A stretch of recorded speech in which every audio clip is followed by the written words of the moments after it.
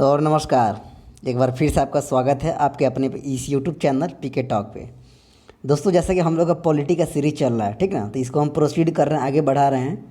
और दोस्तों, आपको एक इम्पोर्टेंट नोटिफिकेशन दे दें कि दोस्तों, यानी पिछला 2-3 दिन से वीडियो नहीं आ रहा था। दोस्तों एक्चुअली बात ये है कि मेरा थोड़ा एग्ज़ाम का टाइम चल रहा है, ठीक ना, तो उसी में हम लगे हुए हैं और उसी की प्रिपरेशन में, इसलिए जो है आप लोगों को डेली कंटिन्यू वीडियो नहीं अपलोड कर पा रहे हैं दोस्तों। लेकिन हमने आप लोगों के लिए एक ये मतलब बात सोचा है कि यानी जो हम आपको वीडियो प्रोवाइड करा रहे हैं, जैसे पॉलिटी का हो या हिस्ट्री का हो या जो भी कुछ जीके जीएस का हो, तो जैसा कि आप जान रहे हैं कि जीके जीएस का कितना महत्व है यूनिवर्सिटी एंट्रेंस में।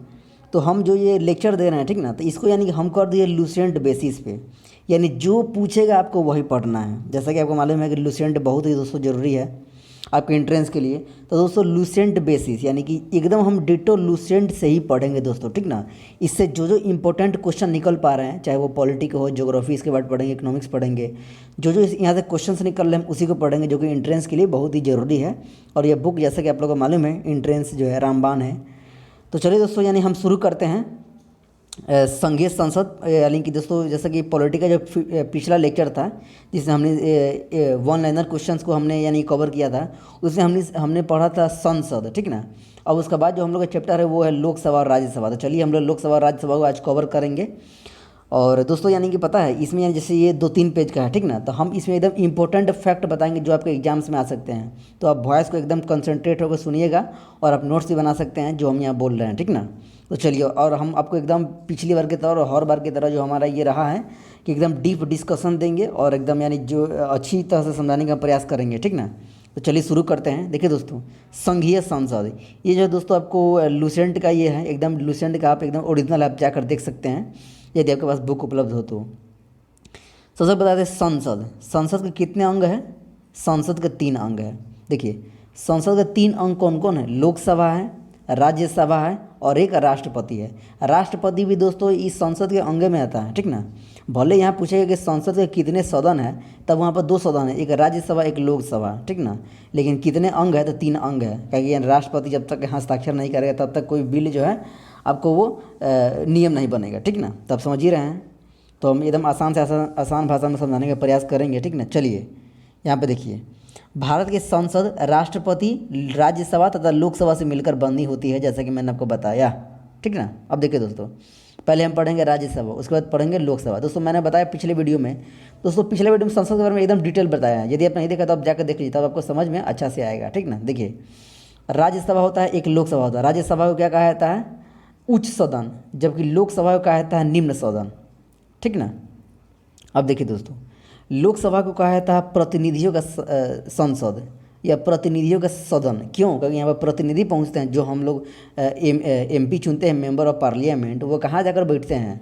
जो हम लोग मतलब प्रधानमंत्री के चुनाव मतलब जो उसमें वोट करते हैं, उसमें अपने सांसद को चुनते हैं, तो वो जाकर लोकसभा में भी बैठते हैं ना, राज्यसभा में थोड़ी बैठते हैं, वो लोकसभा में बैठते हैं। इसलिए इसको जो कहा जाता है प्रतिनिधियों का संसद, हमारे प्रतिनिधि वहाँ बैठते हैं और हमारा प्रतिनिधित्व करते हैं हमारे क्षेत्र का, ठीक ना। जैसे मोदी जी हो गए, तो मोदी जी भी यानी कि वर्तमान में प्रधानमंत्री थे, वो एक लोकसभा के सदस्य भी है ना। तो लोकसभा के सदस्य, तो वो कहाँ से मतलब चुनाव लड़े हुए थे? तो वो लड़े थे वाराणसी संसदीय क्षेत्र से, वाराणसी से। तो वाराणसी काशी से लड़े हुए थे और मतलब चुनाव जीते हुए थे और मतलब वहाँ के वो सांसद हुए, ठीक ना, और प्रधानमंत्री तो है ही। चलिए, राज्यसभा के, इसको पहले उच्च सदन कहा जाता है। क्लियर क्वेश्चन आता है दोस्तों, प्रत्येक पॉइंट जो हम बोलेंगे एकदम यानी कि वो एमसीक्यू रहेगा, ठीक ना। देखिए, राज्यसभा के सदस्यों की अधिक से अधिक संख्या 250 हो सकती है। दोस्तों क्वेश्चन आएगा, राज्यसभा की अधिकतम संख्या कितनी हो सकती है? 250। वर्तमान में कितना है? ये 250 मतलब अधिकतम में हो सकता है, लेकिन वर्तमान में संख्या कितना है? तो 245 है, जैसे कि यहाँ पर दिया हुआ है, ठीक ना। वर्तमान में कितना? 245, अधिकतम कितना होता है? 250। लोकसभा का डिस्कशन करेंगे, चलिए आगे करेंगे। पहले देखिए यहाँ पे, देखिए दोस्तों, मैंने को बताया था कि अनुच्छेद समझते हैं ना, जो वर्तमान में 450 प्लस यानी 450 से प्लस अनुच्छेद है, ठीक ना। अब देखिए दोस्तों, संसद, लोकसभा, राज्यसभा, ठीक ना। संसद का वर्णन जो है किस अनुच्छेद में किया गया है? तो अनुच्छेद जो है 79 में संसद का वर्णन किया गया है कि भारत एक संसद होगा।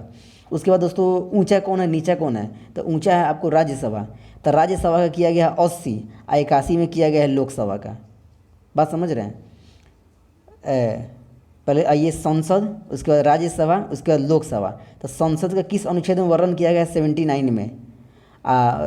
इधर आपको याद रहेगा। उसके बाद राज्यसभा लोकसभा बहुत को कन्फ्यूजन होता है। राज्यसभा का 80 और लोकसभा का 81। ये बताइए राज्यसभा लोकसभा में ऊँच कौन है? तो ऊँच है राज्यसभा। तो पहले ऊँचा नहीं आएगा, उसके बाद ना नीचे आएगा। सबसे ऊंचा तो संसद है, ये है। उसके बाद राज्यसभा ऊंचा है तो वो आएगा। तो 79 के बाद 80 हो गया राज्यसभा, 81 हो गया लोकसभा। ये अनुच्छेद हो गया। 79 अनुच्छेद में संसद का वर्णन है, 80 अनुच्छेद में राज्यसभा का वर्णन है, 81 अनुच्छेद में लोकसभा का वर्णन किया गया। ठीक ना। देखिए वर्तमान समय में यह संख्या 245 है। क्या 245 जो राज्यसभा के सदस्य हैं, जिसमें 12 सदस्य राष्ट्रपति द्वारा मनोनीत किए जाते हैं। दोस्तों ये हमने राष्ट्रपति वाले लेक्चर में बताया था और संसद वाले लेक्चर में बताया था। देखिए दोस्तों संसद में क्या क्या आता है? राज्यसभा आता है, लोकसभा आता है। ठीक ना। तो लोकसभा में जो है दोस्तों राष्ट्रपति जो है 2 सदस्यों को मनोनीत करता है। ठीक ना। और राज्यसभा में जो है दोस्तों 12 सदस्यों को मनोनीत करता है। देखिए दोस्तों यहाँ पर राज्यसभा उच्च सदन है, लोकसभा निम्न सदन है। तो जहाँ उच्च होगा वहाँ ना ज़्यादा कोई ये करेगा, क्या बोलते हैं, सिलेक्ट करेंगे, मनोनीत कर देंगे। ठीक है दोस्तों। हम यहाँ पर यानी कि थोड़ा भाषा समझ रहे हैं, मतलब ऐसा नहीं कि मतलब ऊँचा था ज़्यादा, ऐसा नहीं। हम एक ट्रिक बता रहे हैं कि आप इसको थोड़ा अधिक समय तक आप माइंड में इसको रिकॉल कर सके और अधिक समय तक इसको रख सके। ठीक ना। देखिए ये ऊँचा सदन है राज्यसभा, इसलिए 12 कोई यहाँ पर चुना जा रहा है, मतलब मनोनीत किया जा रहा है राष्ट्रपति की ओर से। और यहाँ पर लोकसभा निम्न सदन है, इसलिए यहाँ पर 2 लोगों को ही यहाँ पर मनोनीत किया जा रहा है लोकसभा में। ठीक ना। अब देखिए दोस्तों एक और क्वेश्चन आता है दोस्तों कि राष्ट्रपति जो है सदन में, संसद में जो है कुल कितने सदस्यों को मनोनीत करता है? तो ये थोड़ी पूछ रहा है कि राज्यसभा चाहिए लोकसभा, सीधे पूछ रहा है संसद में। तो संसद में दोनों ना आता है। तो जब पूछा है कि राष्ट्रपति जो है संसद में कितने सदस्यों को मनोनीत करता है, तो 14 सदस्यों को, 12 2। आई पूछा है केवल लोकसभा में तो 2 और राज्यसभा में तो 12। ठीक ना। चलिए आगे चलते हैं। तो इनमें 12 सदस्य राष्ट्रपति द्वारा मनोनीत किए जाते हैं। कहाँ? राज्यसभा में। ये ऐसे व्यक्ति होते हैं। कौन व्यक्ति? जो 12 सदस्य जो मनोनीत करते हैं राष्ट्रपति, उस सदस्य किस प्रकार के होते हैं? तो जिन्हें कला, साहित्य, विज्ञान, समाज सेवा या सहकारिता के क्षेत्र में विशेष ज्ञान या अनुभव है। यानी ये उतना पूछता नहीं है, लेकिन ये जो 12 सदस्य हैं ना, ये कला विज्ञान क्षेत्र से आते हैं, विज्ञान समाज सेवा क्षेत्र से आते हैं। ठीक ना। अब देखिए दोस्तों तो 245 को वर्तमान में भी क्या है? सदस्य है राज्यसभा में, जिनमें यानी कि 12 को क्या हुआ? मनोनीत किया है। तो चुनाया कितना? 233। यही नहीं यहाँ पर लिखा है। 245 वो टोटल है वर्तमान में, अब 12 को यानी कि मनोनीत किया गया है राष्ट्रपति की ओर से। तब बच्चा कितना? 233 जो कि चुन कर आया हुआ है। ठीक ना। देखिए तो शेष 233 सदस्य जो हैं संघ की इकाइयों का प्रतिनिधित्व करते हैं। ठीक ना। किसका प्रतिनिधित्व करते हैं? संघ की इकाइयों का। चलिए संघ की इकाई में कौन कौन आ जाएगा? वही राज्यसभा आता है। ठीक ना। दोस्तों क्वेश्चन आता है कि राज्यसभा में जो बैठते हैं प्रतिनिधि लोग जो बैठते हैं, उसके जो सदस्य होते हैं राज्यसभा को, वो किसका प्रतिनिधित्व करते हैं? तो वो प्रतिनिधित्व करते हैं राज्यों का। किसका प्रतिनिधित्व करते हैं? तो राज्य का प्रतिनिधित्व करते हैं जो राज्यसभा में बैठते हैं। देखिए दोस्तों मैंने बताया था कि राज्यसभा लोकसभा सब बताया जा चुका है कि राज्यसभा लोकसभा इसमें कौन जो है एकदम अस्थाई है, कौन अस्थाई है। तो मैंने बताया था कि राज्यसभा अस्थाई है जबकि लोकसभा अस्थाई है। देखिए दोस्तों ट्रिक देखिए, जो ऊंचा रहेगा अस्थाई रहेगा, उसको कोई दिक्कत नहीं होगा, और जो नीचा रहेगा लोकसभा ये आपको अस्थाई होगा। दोस्तों यानी मैं यहाँ पर ऊंचा नीचा नहीं करना चाहता हूँ, लेकिन दोस्तों आपको याद कराने के लिए मैं यहाँ ऐसे बोल रहा हूँ। ठीक ना। तो जो ऊँचा होता है वो एकदम अस्थाई होगा और जो नीचा होगा वो अस्थाई होगा। ठीक ना। आप याद कर सकते हैं। और दोस्तों देखिए राज्यसभा एक अस्थाई सदन है। ठीक ना। जो कभी भंग नहीं होती। दोस्तों कौन सदन भंग नहीं होती? तो सॉरी एक मिनट, थोड़ा लड़खड़ा जा रहा है। राज्यसभा जो है दोस्तों वो कभी भंग नहीं होती, जबकि लोकसभा जो है वो भंग की जा सकती है। ठीक ना। दोस्तों वो 5 साल पर यानी कि अपने आप भंग हो जाता है, क्योंकि दोबारा चुनाव होता है। लेकिन राज्यसभा में कोई चुनाव थोड़ी होता है, यानी कि इनके सदस्यों का जो कार्यकाल होता है, राज्यसभा के सदस्यों का कार्यकाल 6 साल का होता है, जबकि लोकसभा के सदस्यों का कार्यकाल होता है 5 वर्षों का। 5 साल तक ना रहता है। जैसे मोदी जी है एक लोकसभा के मेंबर है और वर्तमान में प्रधानमंत्री है, तो उनका कार्यकाल कितना है? 5 साल का है। फिर 5 साल बाद फिर चुने जाएंगे। लेकिन जो राज्यसभा के जो होते हैं वो 6 साल का होता है। ठीक ना। और राज्यसभा का कोई भंग नहीं किया जा सकता, जबकि लोकसभा का जो है भंग किया जा सकता है। ठीक ना। अब देखिए दोस्तों एक है लोकसभा, एक है राज्यसभा। जैसे कि आप लोग को मालूम है लोकसभा के सदस्यों का कार्यकाल कितना होता है? 5 साल, राज्यसभा के 6 साल। बात समझ गया। अब देखिए जो लोकसभा के सदस्य जो होते हैं दोस्तों, ये यदि आप लोकसभा सदस्य बनना चाहते हैं, ठीक ना, तो आपका कम से कम उम्र कितना होना चाहिए? तो कम से कम उम्र होना चाहिए 30। यदि आप दोस्तों राज्यसभा के सदस्य बनना चाहते हैं तो कम से कम आपका उम्र कितना होना चाहिए? तो आपका उम्र होना चाहिए आपको दोस्तों एक मिनट सॉरी यहाँ पर गड़बड़ा चुका, सॉरी। देखिए जो यदि आप लोकसभा के सदस्य बनना चाहते हैं, ठीक ना, एक है दोस्तों, एक मिनट रुकिए, एक है दोस्तों लोकसभा एक है दोस्तों राज्यसभा, ठीक ना। यदि आप लोकसभा के सदस्य बनना चाहते हैं तो आपका कम से कम उम्र होना चाहिए 25 साल। यदि आप राज्यसभा का सदस्य बनना चाहते हैं तो कम से कम उम्र होना चाहिए 30 साल। तो देखिए दोस्तों, यहाँ पर उच्च सदन कौन है? उच्च सदन राज्यसभा है। तो उच्च है तो यहाँ पर अधिक उम्र चाहिए, अधिक मतलब उच्च सदन है तो ऊंचा उम्र चाहिए। तो इसलिए 30 जो है आपको 30 वर्ष कम से कम होना चाहिए राज्यसभा के सदस्य बनने के लिए, जबकि लोकसभा के सदस्य बनने के लिए आपको कम से कम 25 वर्ष चाहिए। वहीं राष्ट्रपति बनने के लिए तो कम से कम 35 वर्ष उम्र चाहिए। जैसे कि मैंने अभी कम्युनिटी पोस्ट में क्वेश्चन डाला है, तो बहुत सारे स्टूडेंट ने जो है अपना क्वेश्चन का आंसर भी सही दिया है, ठीक ना। तो लोकसभा के लिए 25 वर्ष कम से कम, राज्यसभा के लिए 30 वर्ष और राष्ट्रपति के लिए 35 वर्ष, ठीक ना। अब देखिए दोस्तों, अगला जो है आपको राज्यसभा एक अस्थाई है, ऊंचा है तो अस्थाई है, ठीक ना, जो कभी भंग नहीं होती। भंग कौन होता है? लोकसभा होता है। इसके सदस्यों का कार्यकाल 6 वर्ष का होता है। राज्यसभा के सदस्यों का कार्यकाल 6 वर्ष का होता है, जबकि लोकसभा के सदस्यों का कार्यकाल 5 वर्ष का होता है। इसमें 1/3 सदस्य जो है प्रत्येक 2 वर्ष बाद सेवानिवृत्त हो जाते हैं। अब इसको समझिए दोस्तों, देखिए मैंने आपको बताया कि लोकसभा के सदस्यों का कार्यकाल 5 वर्ष, राज्यसभा के सदस्यों का कार्यकाल 6 वर्ष, ठीक ना। लेकिन जो दोस्तों यानी ये राज्यसभा के जो सदस्य होते हैं ना, ये प्रत्येक 2 साल बाद सेवानिवृत्त हो जाते हैं। जैसे ई नहीं कि मतलब अभी, यानी कि ई नहीं कि मतलब अभी चुना है या फिर 2 साल बाद यानी वो रिटायर नहीं हो जाएंगे। मतलब बात समझ रहे हैं? यानी कि जैसे हम ई तो आपको बोल रहे हैं कि यानी कभी ई भंग नहीं होता है। जैसे लोकसभा जो है 5 साल बाद चुनाव होता है, तो इसमें कोई चुनाव थोड़ी होता है। तो जो मेंबर एक बार आता है वो 6 साल के लिए रहता है, ठीक ना। जैसे अभी यानी कोई मेंबर आया वो 6 साल के लिए रहा, ठीक ना। फिर यानी कि जैसे 6 साल के लिए रहा, फिर मतलब इसके कहने का मतलब 2 साल पर रिन्यूअल होते रहता है। 2 साल बाद जो है ना देखता है कि किसका 6 साल पूरा हो गया, वो मतलब वो रिटायरमेंट हो जाते हैं, ठीक ना। फिर 2 साल बाद देखा जाता है कि किसका 6 साल हो गया तो वो फिर बाहर आ जाते हैं, ऐसा होता है, ठीक ना। तो यही कह रहा है कि प्रत्येक 2 साल पर जो है इसके 1/3 सदस्य जो है सेवानिवृत्त हो जाते हैं। इसको रट लीजिए, याद कर लीजिए। इसका कार्यकाल 6 वर्ष और प्रत्येक 2 साल पर जो है 1/3 सदस्य जो है 1/3 सदस्य जो है वो सेवानिवृत्त हो जाते हैं दोस्तों, ठीक ना। अब देखिए दोस्तों नीचे यहाँ जो है दोस्तों राज्यसभा में सबसे अधिक सीटें किसकी है? तो वही उत्तर प्रदेश की। उत्तर प्रदेश में यानी अब उत्तर प्रदेश का जो है आपको लोकसभा का भी सीटें बहुत अधिक है, सबसे अधिक है सभी राज्य और केंद्रशासित प्रदेशों में भारत में। और राज्यसभा में भी सबसे अधिक सीटें हैं। तो लोकसभा में सबसे अधिक सीटें यानी 80 है, जो कि उत्तर प्रदेश से है। और राज्यसभा में सबसे अधिक सीटें 31 है, जो कि आपको कहाँ से है? वही उत्तर प्रदेश से है, ठीक ना। चाहे वो लोकसभा की बात चाहे राज्यसभा की बात, प्रतिनिधित्व सबसे अधिक कहाँ है, प्रतिनिधि सबसे अधिक कहाँ से है? तो वह आपको उत्तर प्रदेश, क्योंकि जनसंख्या सबसे अधिक है दोस्तों, ठीक ना। दोस्तों देखिए ये सब कुछ पूछा नहीं जाता है, ठीक ना। ये सबको याद नहीं करना है, बस आपको सबसे अधिक मान लीजिए कहाँ का है तो उत्तर प्रदेश का है, ठीक ना। चाहे वो लोकसभा चाहे वो राज्यसभा। देखिए दोस्तों, जैसे दोस्तों लोकसभा में एक लोकसभा अध्यक्ष होता है। जैसे मान लेते कोई मतलब बहुत सारे सदस्य हैं तो उसको चलाने के लिए एक अध्यक्ष होना चाहिए ना। तो जैसे लोकसभा का अध्यक्ष होता है ना, उसी राज्यसभा का अध्यक्ष होता है, ठीक ना। दोस्तों देखिए, जैसे लोकसभा के अध्यक्ष का चुनाव कैसे होता है, तो उसी सदस्य में से सब चुनते हैं। एक लोकसभा अध्यक्ष चुनते हैं, एक लोकसभा उपाध्यक्ष चुनते हैं, उसी में से सदस्य में से। लेकिन जो राज्यसभा का जो सदस्य अध्यक्ष जो होता है ना, वो होता है दोस्तों सभापति। जैसे वहाँ लोकसभा अध्यक्ष, यहाँ पर सभापति, ठीक ना।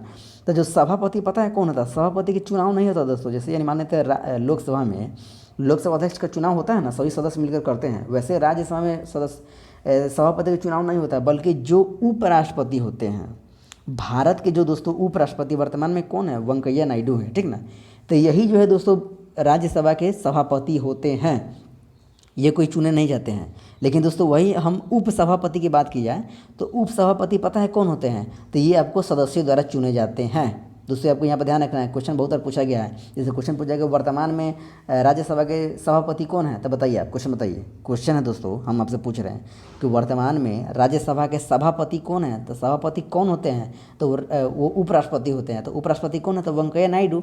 यानी वेंकैया नायडू अभी वर्तमान में उपराष्ट्रपति भी हैं और प्लस आपको सभापति भी हैं। सभापति मतलब राज्यसभा के सभापति, ये दो पोस्ट पे हैं, ठीक ना। Confusion clear. अब बात रह गई उपसभापति की, तो उपसभापति जो होता है वो चुना जाता है। चलिए देखिए यहाँ पर भारत का उपराष्ट्रपति जो होता है वो राज्यसभा का पदेन सभापति होता है, वही मतलब होता है वहाँ का सभापति होता है, ठीक ना। अब देखिए राज्यसभा यथाशीघ्र अपने किसी सदस्य को अपना उपसभापति चुनेगी, वही वहाँ से चुना जाता है उसी में से। जब जब उपसभापति का पद रिक्त होता है तब तब राज्यसभा किसी अन्य सदस्य को अपना उपसभापति चुनेगी। जैसे जब वह रिक्त हो जाता है उपसभापति किसी कारणवश, तो फिर से दोबारा उसका वो चुनाव होता है, चुना जाता है, ठीक ना। चलिए चलते हैं नेक्स्ट पेज पे। एक बात कहें दोस्तों, इतना हम लोग डीप पढ़ रहे हैं ना, यानी कि समझ कर, ताकि यानी कि लग रहा है केवल राज्यसभा का जो लेक्चर होगा ना वही 20 मिनट का होगा, ठीक ना। देखिए दोस्तों यहाँ पर तो सभापति उपसभापति आप लोग समझ गए होंगे, ठीक ना। अब देखिए दोस्तों, उपसभापति का पद रिक्त होना, ठीक ना, पद त्याग और पद से हटा। जैसे दोस्तों जो उपसभापति होते हैं उसको हम कैसे हटा सकते हैं, देखिए उपसभापति यदि राज्यसभा का सदस्य नहीं होता है तो वो अपने आप रिक्त कर देगा। जैसे जो उपसभापति हो दोस्तों वो राज्यसभा का सदस्य होना चाहिए, जबकि जो सभापति होता है वो राज्यसभा का सदस्य नहीं होता है, क्योंकि वो उपराष्ट्रपति होते हैं ना। तो उपराष्ट्रपति राज्यसभा के सदस्य थोड़ी होते हैं, तो ऐसे ही पूछ रहे हैं, ठीक ना। अब देखिए दोस्तों, सभापति को संबोधित त्यागपत्र देकर वो अपना त्यागपत्र दे सकेगा। जो उप सभापति होते हैं वो जो सभापति होते हैं उसको जो त्यागपत्र देते हैं। जैसे दोस्तों देखिए यहाँ पे राष्ट्रपति जो है त्यागपत्र किसे देते हैं, उपराष्ट्रपति को, और उपराष्ट्रपति त्यागपत्र किसे देते हैं, राष्ट्रपति को। वही बात यहाँ पर है दोस्तों, ठीक ना। अब देखिए, राज्यसभा के तत्कालीन समस्त सदस्यों के बहुमत से पारित संकल्प द्वारा अपने पद से हटाया जा सकेगा, परंतु इस संकल्प को प्रस्तावित करने के आशय की सूचना उसे कम से कम 14 दिन पहले देने पड़ेगी। देखिए जो यानी हम उपसभापति को जो यानी कि हटाने का जो प्रस्ताव पारित करेंगे उपसभापति को, तो उसको हटाने से पहले 14 दिन पहले जो हमको उसको सूचना देनी पड़ेगी कि हम आपको हटाने का प्रस्ताव पारित कर रहे हैं। चलिए एक और देखिए, नोट में लिखा है, जब सभापति या उपसभापति को पद से हटाने का संकल्प विचाराधीन हो तो वह पीठासीन नहीं हो। दोस्तों यहाँ पर कुछ पूछा नहीं जाएगा, हटाइए इसको, ठीक ना। देखिए यहाँ पे और देखिए दोस्तों, जो मंत्रिपरिषद समझते हैं, वही जो मतलब हम लोग मंत्रालय सुनते हैं ना, जैसे अभी मंत्रालय में बहुत फेरबदल हुआ है मोदी जी के मंत्रालय में। जैसे बहुत सारे मंत्रालय होते हैं ना, आयुष मंत्रालय, स्वास्थ्य मंत्रालय, शिक्षा मंत्रालय, वाणिज्य मंत्रालय, खाद्य मंत्रालय, सड़क मंत्रालय, ये सब होता है ना, कपड़ा मंत्रालय, विदेश मंत्रालय, सब होता है ना, रक्षा मंत्रालय। तो दोस्तों यानी ये मतलब ये जो है आपको मंत्रिपरिषद में ही आता है। तो जो मंत्रिपरिषद जो होती है दोस्तों, जितने मंत्री होते हैं वो दोस्तों राज्यसभा के प्रति उत्तरदायी नहीं होते हैं। किसके प्रति उत्तरदायी होते हैं, तो वो लोकसभा के प्रति उत्तरदायी होते हैं। अब दोस्तों बताइए काहे होते हैं लोकसभा के प्रति। अब देखिए दोस्तों थोड़ा समझिए आप, सबसे पहले बताइए यानी जो मंत्री लोग होते हैं वो किस सदन के सदस्य होते हैं, वो लोकसभा के सदन के सदस्य होते हैं, क्योंकि वो चुन कर आते हैं, ठीक ना। जैसे मान लेते हैं अभी वर्तमान में आपको गृह मंत्री कौन है, तो अमित शाह है, तो वो आपको लोकसभा के मेंबर हैं, एकदम है ना। तो वो कहीं ना कहीं से तो जीत कर आए होंगे ना। तो जब वो लोकसभा में के जो मेंबर है तो वो लोकसभा के प्रति ही ना ये रहेंगे, क्या बोलते हैं, उत्तरदायी रहेंगे। दोस्तों क्वेश्चन पूछा जाता है कि जो मंत्रिपरिषद होती है वो किसके प्रति उत्तरदायी होती है, तो वो लोकसभा के प्रति उत्तरदायी होती है, राज्यसभा के प्रति उत्तरदायी नहीं होती है, ठीक ना। अब देखिए अनुच्छेद 249 के अनुसार यदि राज्यसभा उपस्थित तथा मत देने वाले, हटाइए ये सब कुछ नहीं पढ़ना है, ठीक ना, जो है वो हम बता दे रहे हैं। केवल राज्यसभा के राज्यसभा में उपस्थित तथा मतदान देने वाले सदस्यों को, चलिए भी हटाइए। देखिए दोस्तों, अब देखिए दोस्तों, जैसे मान लेते यानी वर्तमान में जो है मोदी जी हैं, क्या है, मोदी जी हमारे प्रधानमंत्री हैं, ठीक ना। तो मोदी यानी आपको ये लोकसभा के एक मेंबर भी हैं, लोकसभा के मेंबर मतलब कहीं से जीते हुए हैं ना, वाराणसी से जीते हुए हैं, ठीक ना। इससे पहले दोस्तों यानी कि और भी कोई सारे प्रधानमंत्री होते हैं जो कि लोकसभा के मेंबर होते हैं, कहीं ना कहीं से जीते होते हैं दोस्तों। लेकिन कुछ ऐसे प्रधानमंत्री भी होते हैं दोस्तों जो कि राज्यसभा के सदस्य होते हैं। जैसे इससे पहले हमारे प्रधानमंत्री कौन थे, मोदी जी से पहले डॉक्टर मनमोहन सिंह थे। तो वो जो थे दोस्तों वो लोकसभा के मेंबर नहीं थे, बल्कि वो राज्यसभा के मेंबर थे, ठीक ना। तो दोस्तों कई सारे हमारे यानी इतिहास में प्रधानमंत्री हुए हैं भारत के, स्वतंत्र भारत के, जो कि आपको लोकसभा के नहीं बल्कि वो राज्यसभा के सदस्य थे। देखिए यहाँ पर लिखा हुआ है, ठीक ना। देखिए इंदिरा गांधी जो कि 1966 से 67 में ये मतलब ये उसमें प्रधानमंत्री थी, ठीक ना। तो वो लोकसभा राज्यसभा के मेंबर थी, ठीक ना। अब देखिए मतलब राज्यसभा के सदस्य थी। HD देवगौड़ा ये भी राज्यसभा के मेंबर थे, और IK गुजराल ये भी राज्यसभा के मेंबर थे, और यही वर्तमान में जो इससे पहले थे 2004 के टाइम में डॉक्टर मनमोहन सिंह ये भी जो थे आपको राज्यसभा के मेंबर थे, ठीक ना। तो यही दोस्तों क्वेश्चन पूछ सकता है इनमें से कौन जो प्रधानमंत्री जो है आपको राज्यसभा के मेंबर थे। तो उसमें मोदी जी दिए थे, तो मोदी जी आंसर मार दीजिएगा, क्योंकि मोदी जी आपको लोकसभा के मेंबर हैं, ठीक है ना। चलिए अब देखिए दोस्तों क्वेश्चन पूछेगा, जैसे यानी कि संसद का जो अधिवेशन होता है, मतलब जो बैठक होता है, ठीक ना, राज्यसभा का जो बैठक होता है, तो साल में कम से कम 2 बार, लोकसभा में भी ऐसी है, संसद में भी ऐसी है, मतलब कोई बैठक जो होगा दोस्तों आपको साल में कम से कम 2 बार करना है, ठीक ना, कम से कम 2 बार करना है। देखिए, राष्ट्रपति वर्ष में कम से कम 2 बार राज्यसभा का अधिवेशन आहूत करता है, मतलब बुलाता है, ठीक है ना। आहूत करता है मतलब अधिवेशन करता है साल में कम से कम 2 बार, ठीक है ना। अब देखिए, राज्यसभा के एक सत्र की अंतिम बैठक तथा अगले सत्र की प्रथम बैठक के लिए नियत तिथि के बीच 6 माह से अधिक का अंतर नहीं होना चाहिए, जैसे नहीं होना चाहिए, मतलब यानी कि जो 2 बैठक होता है तो साल में कम से कम 2 बैठक होना चाहिए, मतलब 6 महीने में कम से कम 1 बैठक होना चाहिए। जैसे 1 बैठक हो गया तो दूसरा का बैठक 6 महीने के अंदर होना चाहिए, ये कह रहा है कि जो निर्धारित तिथि है उसका जो अंतर है, आपको 2 बैठकों के बीच 6 महीने से अधिक अंतर नहीं होना चाहिए। 6 महीना में आपको 1 बैठक हो जाना चाहिए। तो क्वेश्चन आपको इतना घुमा के नहीं देगा, सीधे पूछा कि एक साल में कम से कम कितना बैठक होना चाहिए, 2 बैठक होना चाहिए, 2 अधिवेशन होना चाहिए, ठीक ना। चलिए, राज्यसभा का पहली बार गठन कब किया गया था? 3 मई 1952। दोस्तों याद कर लीजिए, क्वेश्चन पूछा जाएगा, ठीक ना, कि राज्यसभा का पहली बार गठन कब किया गया था? 3 अप्रैल 1952 को किया गया। इसकी पहली बैठक कब हुई? ये गठन है, मतलब इसका गठन किया गया 3 अप्रैल 1952 को। इसका बैठक कब है? तो 13 मई 1952 को, ठीक है ना, 3 अप्रैल 13 मई। चलिए दोस्तों, संसद भवन समझते हैं, वही जहाँ पर संसद है हम लोग का। तो संसद भवन दोस्तों वृत्ताकार है, एकदम गोल टाइप का है, ठीक ना। और इसको डिजाइन किसने किया था? तो सर एडविन लुटियंस ने एवं हैबर्ट ब्रेकर ने। तो हैबर्ट ब्रेकर नहीं, एडविन लुटियंस, अब याद रखिए, लुटियंस जो है इन्होंने जो है आपको संसद का डिजाइन किया था। देखिए, 1912-13 में तैयार किया गया था, यह डिजाइन 1912-13 में तैयार किया गया था। संसद भवन का नींव जो है 12/2/1921 को रखा गया था, मतलब संसद भवन का जो डिजाइन तैयार किया था 1912-13 में, ठीक ना। लेकिन इसका जो नींव रखा गया था, कब स्टार्ट हुआ था, कब नींव रखा गया था? आपको 12 फरवरी 1921 को। चलिए, अब संरचना की बाहरी परिधि 144 ग्रेनाइट पत्थरों की, इसे नहीं पूछेगा, ठीक ना, आपको जानकारी के लिए बस दे रखा है। दोस्तों ये रहा, आपको यहाँ तक जो है आपको है ना, ये राज्यसभा हम लोग पढ़ चुके हैं। एक और देख लीजिए।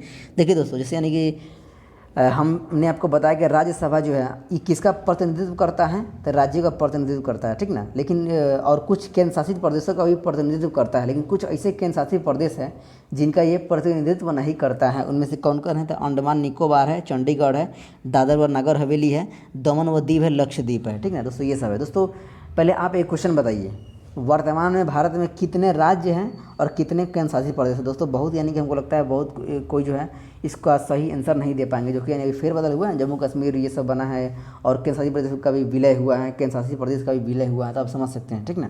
दोस्तों कमेंट कीजिए कि वर्तमान में कितने राज्य हैं और कितने केंद्र शासित प्रदेश हैं, बताइए दोस्तों आप लोग, ठीक है दोस्तों। ये रहा राज्यसभा का वीडियो, क्योंकि दोस्तों 20 मिनट की वीडियो आसपास चला गया है, फिर इतना लॉन्ग करना ठीक नहीं है। फिर अगला जो है लोकसभा का वीडियो आएगा। दोस्तों कम ही पढ़ेंगे, एकदम कंसेप्ट के साथ पढ़ेंगे, ताकि हमारा क्वेश्चन ना छूटे। ये ना कि एकदम पूरा पढ़ ले और सही समय पर जैसे, इसका कोई फ़ायदा नहीं है, ठीक है ना। तो चलिए दोस्तों, thanks for watching this video. Mahadev.